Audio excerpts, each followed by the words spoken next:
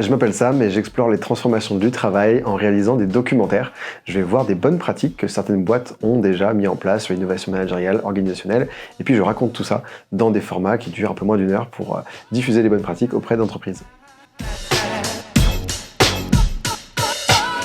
Je crois que j'ai connu Time quand j'ai créé ma société il y a 3 ans maintenant et j'ai dû demander des conseils d'un ami qui était freelance sur les outils qu'il fallait avoir pour se lancer et perdre le moins de temps possible sur l'admin. Il a dû me recommander Time à ce moment-là.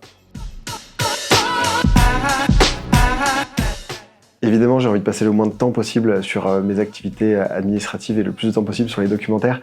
Et Time m'aide carrément sur tous les sujets d'envoi de facture, envoi de devis. J'ai pas mal de clients qui sont différents et parfois c'est des projets qui peuvent mettre des mois aussi. Et ce qui est intéressant, c'est que je garde le fil parce que j'ai tous mes clients qui sont au même endroit et je sais à qui j'ai envoyé quel devis, quelle facture, où est-ce que j'en suis. Et si jamais j'avais pas ça, je me perdrais avec des notes sur des petits bouts de papier qui traîneraient sur des bureaux ou sur des trucs Excel. Et puis je pense que ça doit me prendre à peu près 1 ou 2 heures par mois juste pour tout gérer l'admin, que ce soit récupérer les justificatifs ou les factures. Tout ça d'un coup dans une seule app. C'est parfait. J'admire les gens qui arrivent à gérer plein de trucs sur leur téléphone. Moi, je suis trop nul, j'ai besoin d'être sur l'ordinateur.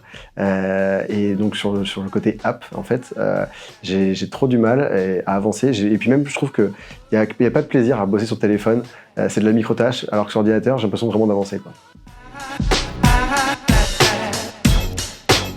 Je pense que je me connecte sur Time peut-être 2 fois par semaine, peut-être 3 fois par semaine, quelque chose comme ça.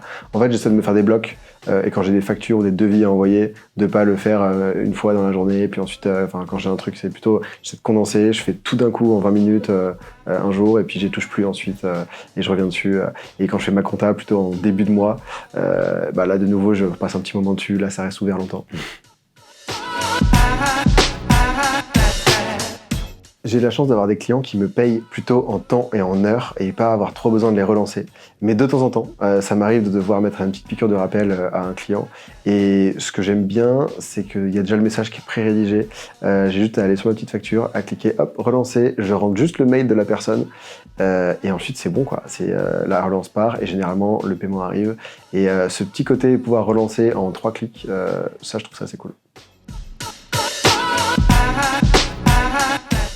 J'ai bossé avec une free dont on paiera le nom il n'y a pas très longtemps, qui se lançait et qui démarrait et qui m'a envoyé une facture sur laquelle il n'y avait pas tous les chiffres sur le numéro de son compte, sur l'IBAN, donc je ne pouvais pas la payer et je ne voulais pas être parmi ces méchants clients qui ne payent pas leur freelance, donc je lui ai dit de mettre son IBAN et elle galérait, je ne sais pas pourquoi faire cette facture parce qu'elle les faisait sur Excel forcément ou sur Word plutôt, et je lui ai dit de passer sur Time et directement les factures étaient carrées, donc je pense que c'est peut-être la petite histoire qui fait que vous avez gagné un client.